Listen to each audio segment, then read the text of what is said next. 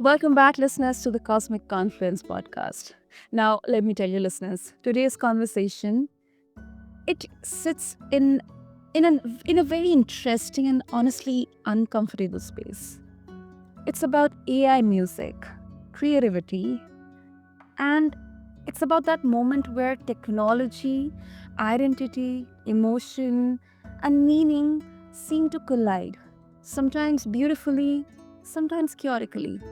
Now, listeners, let me tell you, whenever we hear about AI music, I mean, of course, people would say that AI doesn't have any place in the world of creativity. But then, it can go to extremes. Like either it's framed as the future that will see creativity or as a threat that will erase what makes art human. And I think that's the beauty. That is where I want to slow that down. Because behind every system is a person. Behind every tool is a set of values, and behind every piece of music, whether it's made by a human, an algorithm, or both, there is an emotional intention, or at least the illusion of one. My guest today understands systems from the inside.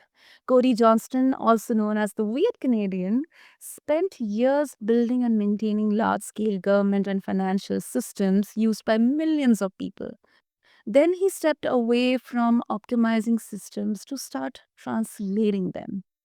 Through content, storytelling, and now music, Corey explores burnout, reinvention, Canadian identity, and the emotional cost of modern work.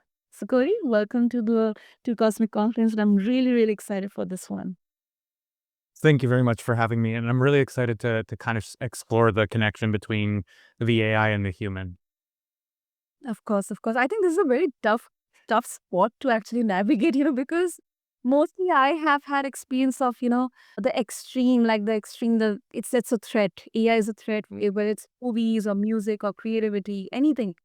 So I So, feel the one misconception I would love to address there is the people saying this have their own LLMs that they're asking these questions to, but I don't think they fundamentally understand their own creation.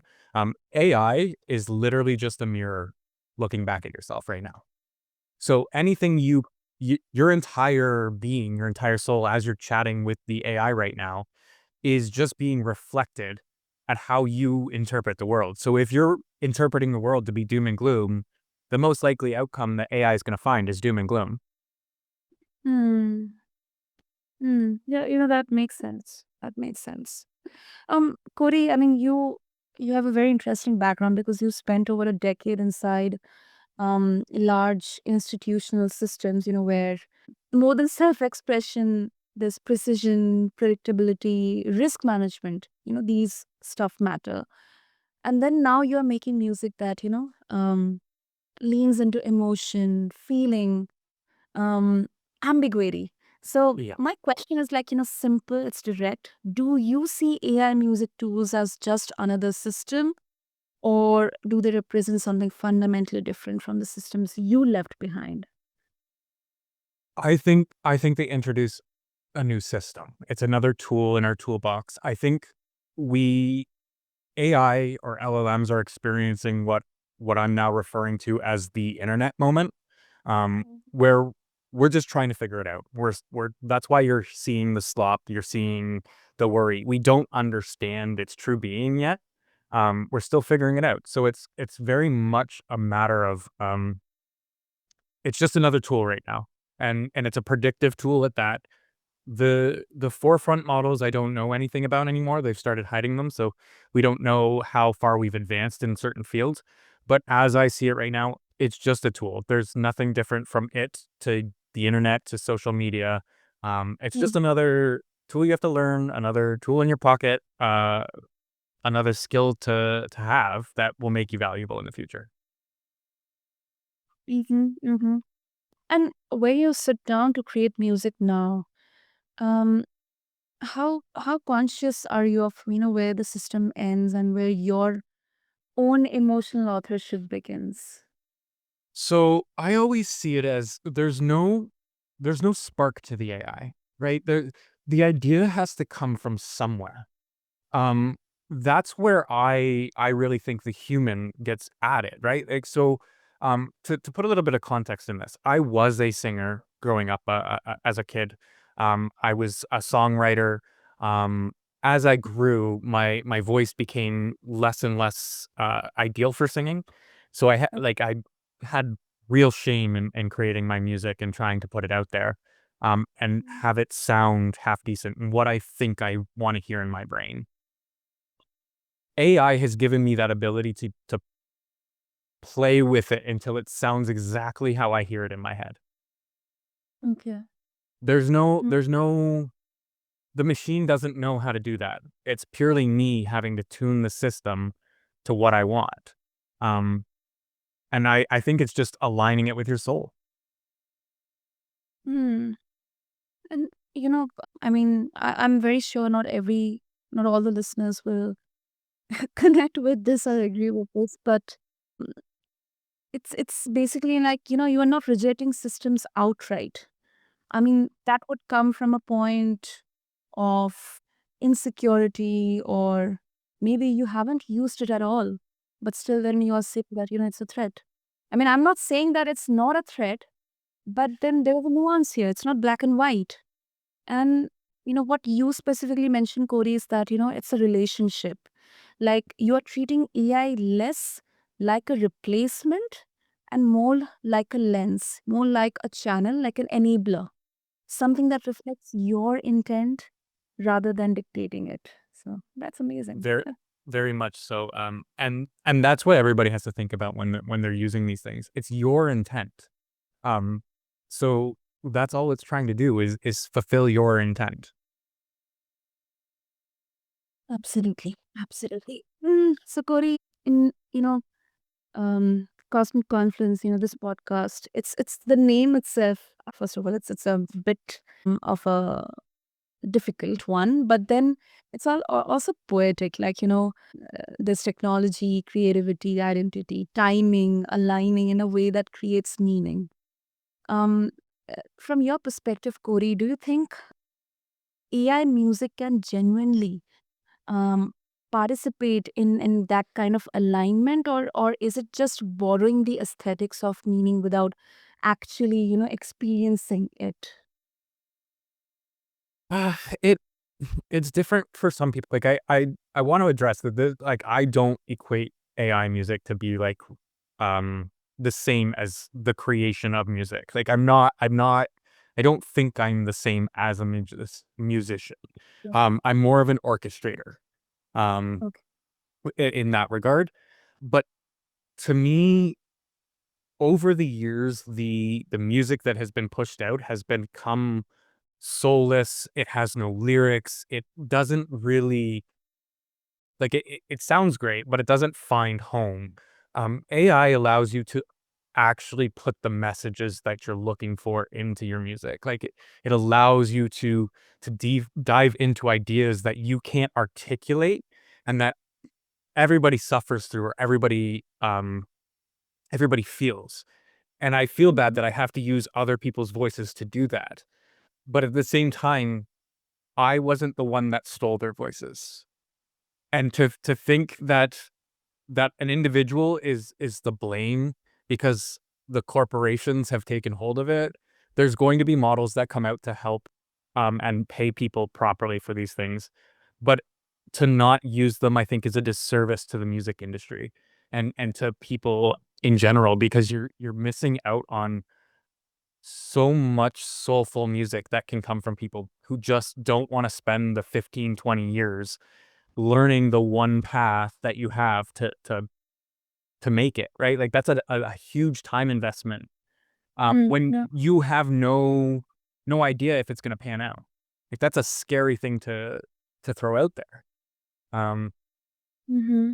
but again, I don't equate us to being the same. There's going to be a market for the AI that makes the music that resonates with people, and then there's gonna be a market for the human, um, generation, and I think people need to stop thinking it's black and white world. Everybody's gonna love what they love, and we shouldn't be shaming for where it comes from. Absolutely, absolutely. And this is not just on the music, but Corey, I've seen beautiful creations coming out of AI, um, whether it's history relived. I mean, I see some, there were some videos on ancient civilizations relived through the world of AI. Extinct animals relived through the world of AI. Beautifully done, beautifully done. But then at the same time, some horrible outputs or products out there. Yep. Like it's a I mean it's a complete disservice. And I think that the key word, like, I really loved the word that he used, orchestrator. The key word here is, I think, the intent. What's exactly your intent? Is it just um unabashedly throwing out simple, AI stuff just to mint some money out there and get some engagement, or it's actually creating something with the help of technology, but then a genuine human intent behind it. My favorite part about AI is it can take topics I don't understand and break it down enough that I can. Like Yeah. that is the most powerful tool I could ever tell anybody. Here, you could take this very complex, uh, convoluted uh, topic and break it down enough so that you understand how it works. That is that is an amazing ability. And once you have the ability to learn, you can go anywhere, do anything. You're more likely to put your all into it because you're excited for what you're going to figure out. I don't put out my music for anybody else, to be clear either. Like I put it out for myself. It is Yeah. something I resound with, I love, and I spent a little bit of money to put it up on some networks and see if other people resonate with it. But it's something I'll do regardless of if people like it or not. Exactly. I love that. I love that, Cody. And we have kind of seen it's uh, kind of a nostalgia that there was a time when we would all listen to EDM. Like, Mhm. some people would say that it's just loud music, loud noise, nothing else. I love Avicii was my It's kind of man. I loved him. yeah, yeah. I mean, just really hear the songs out there, the music, the lyrics. I mean, it's a form of self-expression. Mhm. And it's a form of self-expression that you get to have in any genre, way, ability. Like you can make it whatever you want it to be. So the way I've built my music is around my identity. So I make sure that there's a white Canadian male as vocals. I make sure it's grounded in my Canadian heritage. I make sure it's honest and welcoming. And then I also try and incorporate stories that I think are prudent to life. I do a lot of protest music from my country. I bring to light a lot of issues that I think are problematic and are able to highlight these things in a way that people can enjoy them and ingest them easily. So it's also not just about like creating the music; it's about getting the message across too. Um, it's powerful to be able to break that down for others. Absolutely, absolutely. I think that it is definitely grounding because um, it, it's like admitting that meaning can be constructed, not discovered. Like, that doesn't make it fake, but then it does make responsibility unavoidable. Like, especially for creators who are now kind of sitting between personal expression and industrial scale technology. Um, the biggest the biggest thing I found was between my career transition was Mhm. the sense of self I had, the sense of passion that I put more into my work than I was working for Okay. the government, where I wasn't able to truly um, impart the work I wanted to do to help the people I wanted to help. Okay. Hmm. Um, Corporations are all good and dandy, but they stop a lot of good work for not a whole lot of meaning. Yeah. Yeah. That is true. That is true. And So I feel a lot better in my soul by doing this. that is true. That is true. And I think we are seeing that shift in all the, especially in the areas of creative expression. whether it's writing. Uh, we have some brilliant independent um, creators on YouTube and other platforms, who are actually getting a way to share in their own capacity with their own resources, but at least they have that freedom. So to kind of give you a little bit of insight into what my goal is eventually I want to turn the Weird Canadian into a Canadian media company, Oh, where I can bring in storytellers and people to have their own uh, bring forth their own stories, create new TV, new movies, new music. Like I want to build an economy that is built on um, trust and respect, and making sure that the creators get their fair share. Um, I want to build I want to build it so that I can be essentially the shit shield for my the people under me. I want to be the protector of their rights, their music, their intelligence, whatever they want to build. I want them to have full authority over that and to give them the ability to expand um, and grow with the Weird Canadian eventually. Right now, I'm on the journey of building the Weird Canadian, and then eventually I'll be bringing on others to help uh, bring that to vision to life. I really love that. Really, really love that. And something a bit, that I really find it very endearing here. Like, you have openly spoken about burnout and reinvention, especially after, years inside high pressure systems. Um, do you see AI music tools as helping people reconnect with creativity, or do you worry that, they might become a shortcut that keeps people from doing deeper emotional work? Like Yeah. recently we have had studies and researches that people who are, like uh, completely dependent on AI, their brains are kind of, shrinking or something like that. I mean, not exactly quoting the word, but yeah. So I do I am concerned about that. The issue is it's not something that we're actively going to be able to address. This is something that individuals need to take into their own power. Like I can't stop you from posting um whatever you want online, same way I can't stop you from using AI. But what I do tell everybody is don't use it as a crutch. Don't use it to do your work for you. Use it to help you do your work. Use it to extend your abilities. Right now, I love reading research papers just to know what's going on in the world, how things work. Mhm.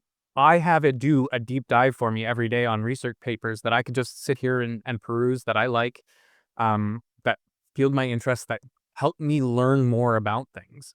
I don't use my AI.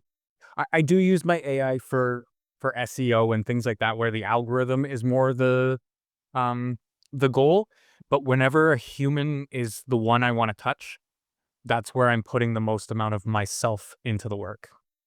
And I think we really are gonna have a line of people who are willing to put themselves into the work, and people who are just not willing to do that. And I unfortunately, I don't think there's any way to solve that aside from telling people or just showcasing how much fun it is to build as opposed it is to consume. Yeah, yeah. And I think uh, it's not about chasing novelty or maybe then also clinging to purity either. Like, you're choosing it deliberately, like which feels like the through line of your entire Mm. journey. Yeah. And the last thing I want to add here is there is no reason now for anybody to say they don't know how to do something. Yeah. Literally none. It will teach you.